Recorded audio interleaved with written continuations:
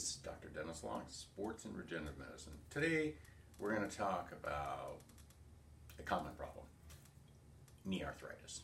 As we age, knee arthritis is one of the most common problems. Behind low back pain, as we age, knee and hip arthritis are very, very common, both sexes. And there's a reason for that. All the weight is born in the lower extremities. So lots of things happen, all the injuries you accumulate over time, especially sports injuries. As we age and gain weight, the weight and the force is transmitted to the lower extremity, hip, knee, and foot.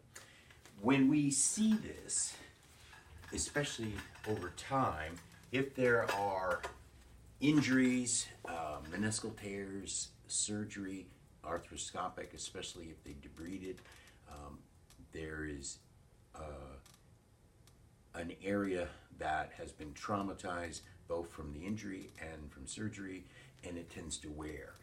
We see healthy cartilage here and a nice cartilage lining the knee joint, and here's the meniscus on both sides. We have a medial and lateral meniscus, and as we age, there tends to be wearing of this from trauma, from surgery, and debridement, and this just accelerates the loss of cartilage, and what we end up having is less space between the bones, and then you have a wearing effect of diminished space, and we start getting pain from inflammation, swelling, and the reaction just progresses. As it starts to wear, it continues to propagate itself. Some of the breakdown chemicals go back to the joint, telling it just to keep breaking down. That's why, by definition, arthritis is a progressive disorder. What we're trying to do with regenerative medicine is to halt the progression and even reverse it by repairing. And there's nothing else out there that will do this. Cortisone shots, hyaluronic acid injection, whether you call it gel shots, some people call it rooster combs.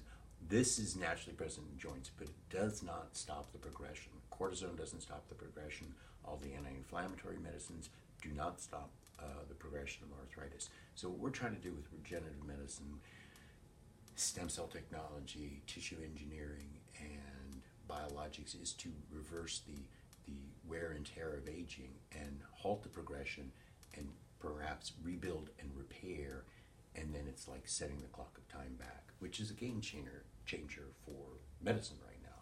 So it's very, very good science, and this is the way